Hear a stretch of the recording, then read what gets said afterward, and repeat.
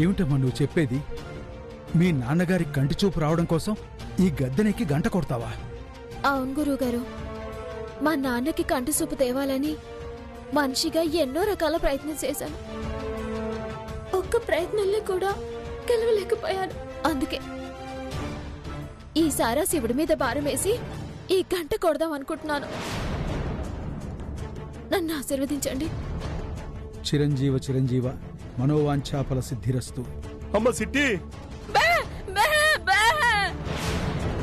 ఏటమ్మా ఇది? ఆ పరమేశ్వరుడు ఆవరణలో 16 సార్లు ఆ గంట కొట్టడం అంటే ఆసామాసి అనుకుంటున్నావానే? పేనాలకే ప్రమాదం తల్లి. నాకేమైనా పర్వాలేదు నాన్న, నీకు మాత్రం సూపు రావాలి. అమ్మా, మా నాన్న కోసం నేనెంత కష్టమైనా పడతానని నువ్వు నమ్ముతావుగా? అయితే మాట్లాడుకో. నీ కూతురు శాతకాంది సావలేంది కాదు. మీ ఇద్దరి మీద ప్రేమ లేందని అనుకుంటే మాత్రం అడ్డుపడు. అమ్మా, ఈ గద్దెనెక్కి ఆ గంటను ముట్టుకుని దాదాపు 20 ఏళ్లు దాటిపోయింది తల్లి. ఇన్నేళ్ల తర్వాత మీ అమ్మాయి వచ్చి ఆ గద్దెని ఎక్కుతాను అన్నప్పుడు అది ఈమె సంకల్పం కాదు, ఆ పరమేశ్వరుడి సంకల్పమే అనిపించిందమ్మా. అందుకే నేను కూడా ఆశీర్వదించాను. ఆ సర్వేశ్వరుడి ఆశీస్సులు ఉన్నంత వరకు నీ బిడ్డకేమీ కాదమ్మా. ఆ స్వామివారి మీద భారం వెయ్యండి. ఓం నమ శివాయ. ఓం నమ ఓం నమ శివాయ. ఓం నమ శివాయ. ఓం నమ శివాయ.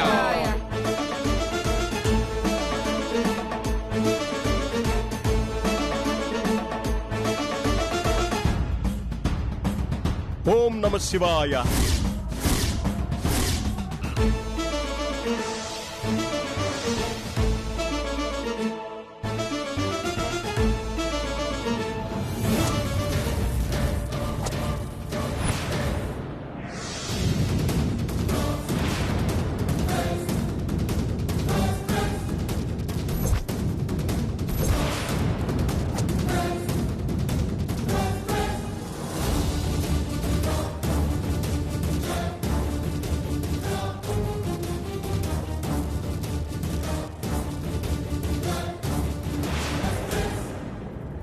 గురువుగారు, అమ్మా, ఆ గద్దెని ఎక్కాలంటే అర్హత ఉండాలి.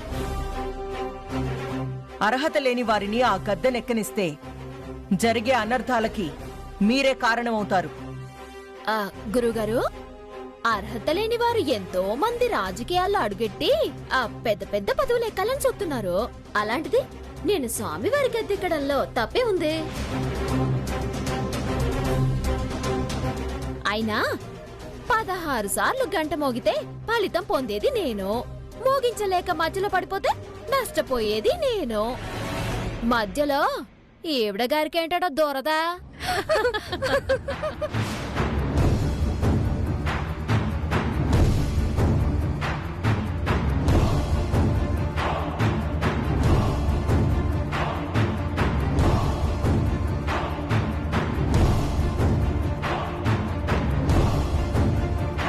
ఏయ్, ముందు వెనక ఆలోచించకుండా మూర్ఖత్వంతో అడుగు పెట్టడానికి అదేవి మిఠాయి కొట్టు కాదు, పవిత్రమైన పరమేశ్వరుని గద్దె.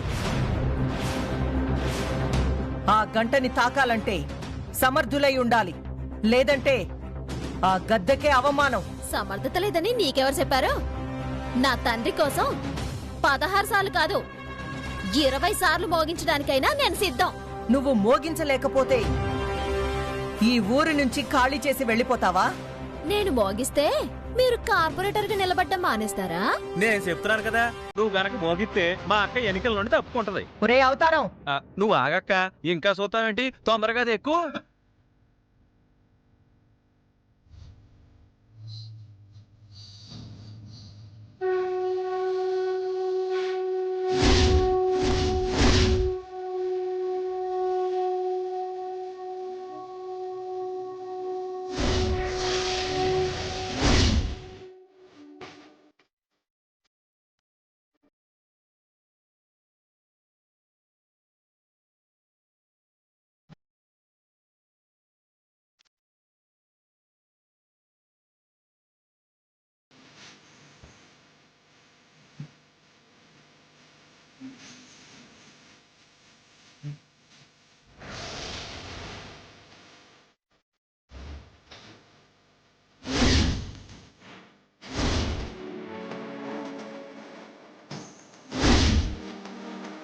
7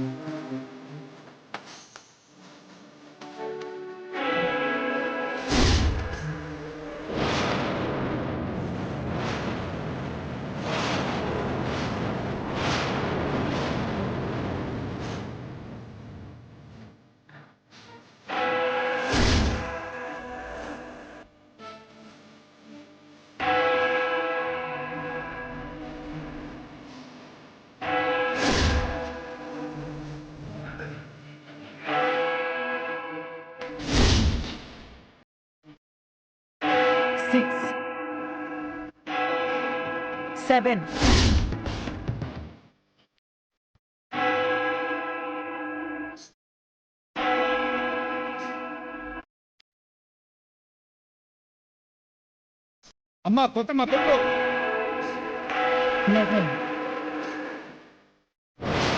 ఆకాశలింగమై ఆవహించ 12 ఢమఢమఢమమని డమరుక ధ్వని కలిపి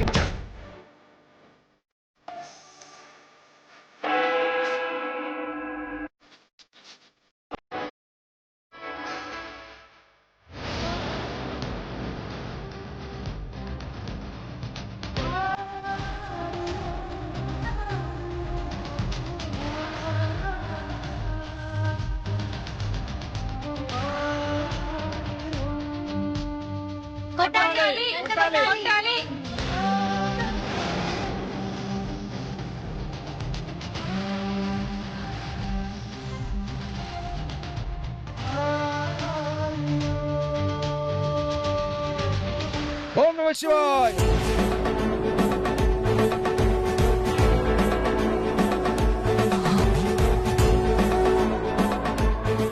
అక్క అయిపోయిందే.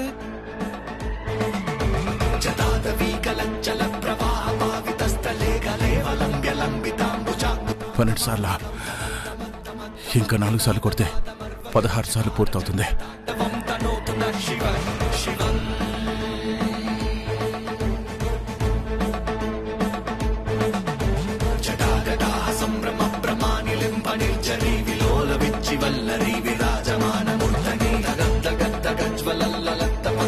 ఓం నమః శివాయ.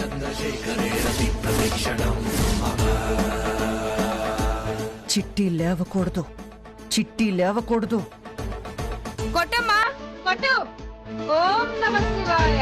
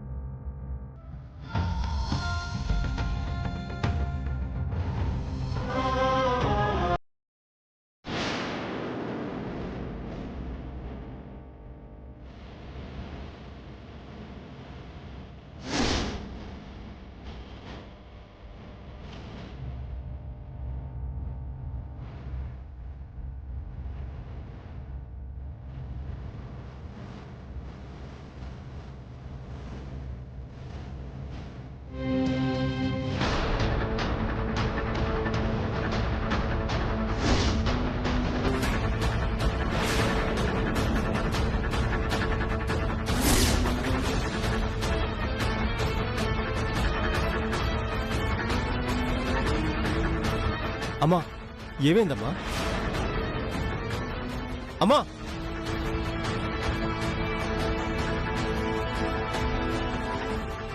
నా చిట్టమ్మని నువ్వే కాపాడాలి స్వామి.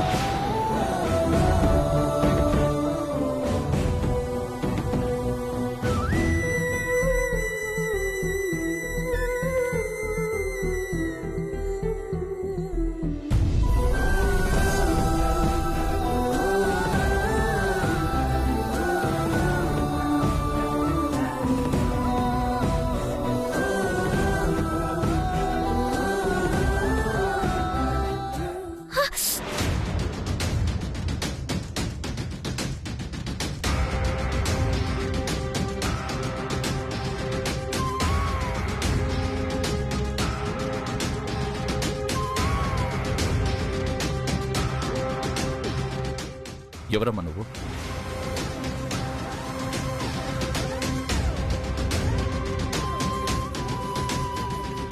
ఎవరమ్మా నువ్వు? ఈ గంట కొట్టే సాహసం ఎందుకు చేశావు? వాళ్ళ నాన్న కోసం చేసింది స్వామి. కన్న తండ్రి కోసం ప్రాణాల మీదకే తెచ్చుకున్నావంటే ఆ తండ్రి మీద నీకెంత ప్రేముందో నాకు అర్థమవుతుంది. ఆ పరమేశ్వరుడు నీ కోరిక ఖచ్చితంగా తీరుస్తాడు. పూజారి గారు, ఆ వెన్నపూసి ఇవ్వండి.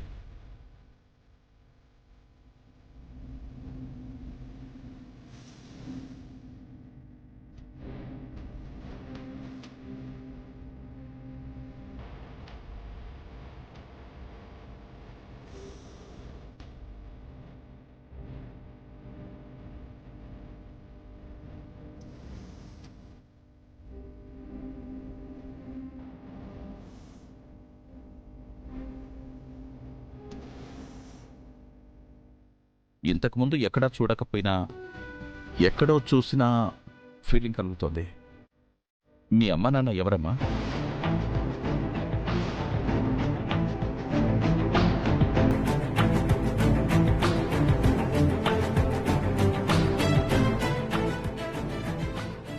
ఇక్కడ ఉండాలి బాబాయ్. ఏమన్నా? అంటే మా ఊళ్ళో ఎవరినైనా బాబాయ్ అని పిలవటం మాకు అలవాటు బాబాయ్. వీరనారాయణ గారు, మీకు బాగా గుర్తు ఉండే ఉంటుందనుకుంటున్నాను. సరిగ్గా 20 సంవత్సరాల క్రితం ఈ గంటను మీ వదిన గారే మ్రోగించారు. ఆ తర్వాత మళ్ళీ ఈ అమ్మాయి మోగించింది. కానీ కానీ మీ వంశం వారు తప్ప ఎవ్వరూ ఈ గంటను మోగించలేకపోయారు. మొట్టమొదటిసారి మీ వంశంలో పుట్టకపోయినా, మీ వంశంతో ఎలాంటి సంబంధం లేకపోయినా ఈ అమ్మాయి ఈ గంటను మోగించగలిగింది. అంతా ఈశ్వరేచ్ఛ. నీలాంటి కూతుర్ని కన్న తల్లిదండ్రులు చాలా అదృష్టవంతులమ్మా. ఒక్కసారి మీ అమ్మా నాన్నల్ని చూపిస్తావమ్మా? అలాగేనండి.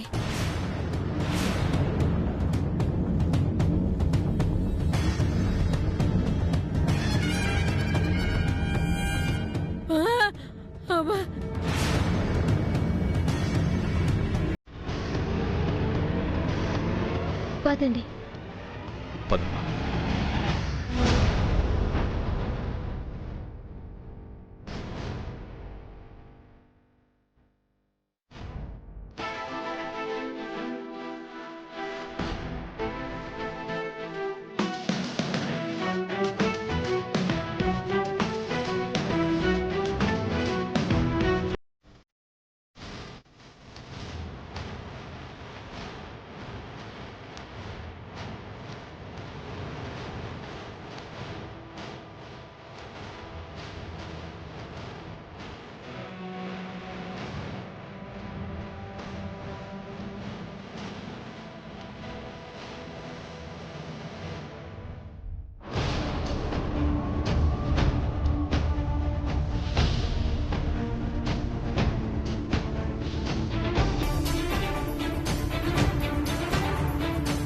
ఒసే కోకిలమ్మ, మన సిట్టి ఆ వీరనారాయణని తీసుకుని వస్తుంది.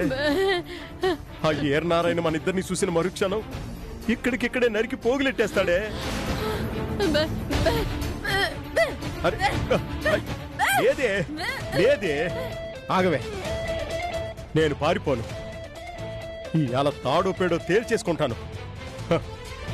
వాళ్ళన్నయ్య శంకరనారాయణరావు గారి చావుకి నాకు ఎటువంటి సంబంధం లేదని తేల్చి చెప్పేస్తాను.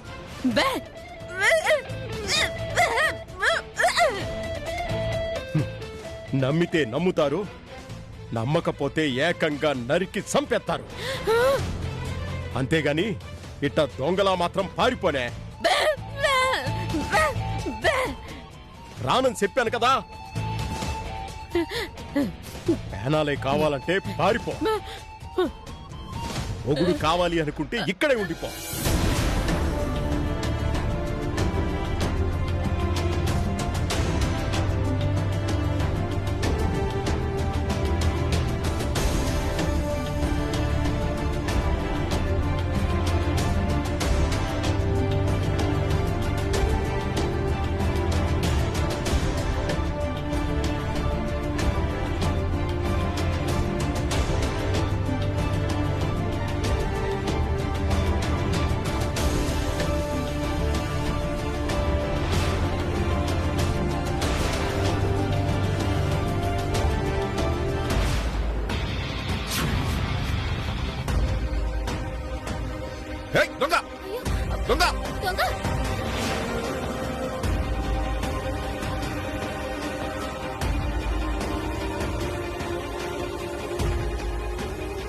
ఎక్కడికెళ్ళాడు? ఎక్కడ కనిపించడేటి? అమ్మయ్యా, శివయ్యా నువ్వు ఉన్నావయ్యా. ఈ గండం నుండి మమ్మల్ని గట్టెక్కించావయ్యా. ఆ ఏర్నారాయణ చేతిలో పడకుండా మమ్మల్ని నువ్వే కాపాడేవయ్యా. ఓం నమ శివాయ, ఓం నమ శివాయ.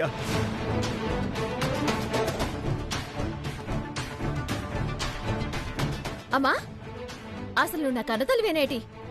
అదేటమ్మా అంత మాట అనేసావు? మరి లేకపోతే ఏటి నాన్న? నీకంటే సూపు సరిగా లేదు కాబట్టి నేను అక్కడ కాళ్ళు తిరిగి పడిపోయినా నీకు కనపడదు. మరి అమ్మకేటైంది?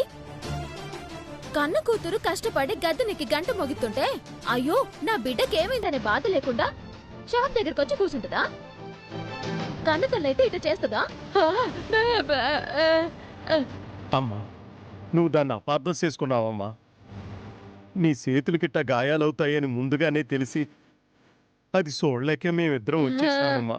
అంతేగాని నీ మీద ప్రేమ లేక కాదమ్మా.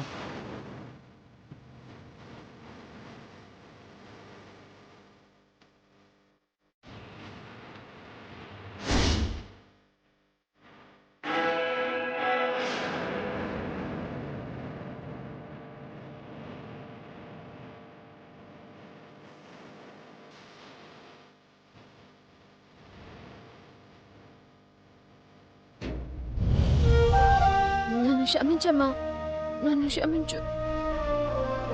ఊరుకోమా, నా పక్కన మా అమ్మ లేదనే బాధతో ఆ మాట అన్నాను, కానీ నీకు మాత్రం నా మీద ప్రేమ ఉండదో చెప్పు. ఏదేమైనా ఆ శివయ్య మొక్క చెల్లించానమ్మా. 16 సార్లు ఆ గంట మోగించేశాను.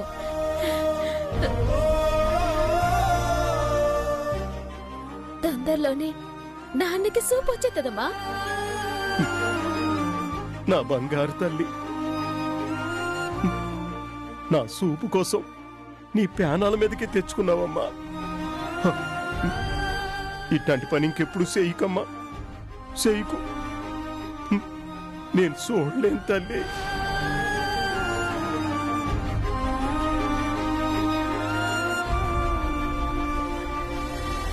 అది కాదమ్మా. రవిచంద్ర, చెప్పింది చెయ్యి. అమ్మ చెప్పింది కదరా, ఇంకా ఎందుకు బాధిస్తావు? వెళ్దాం పదా.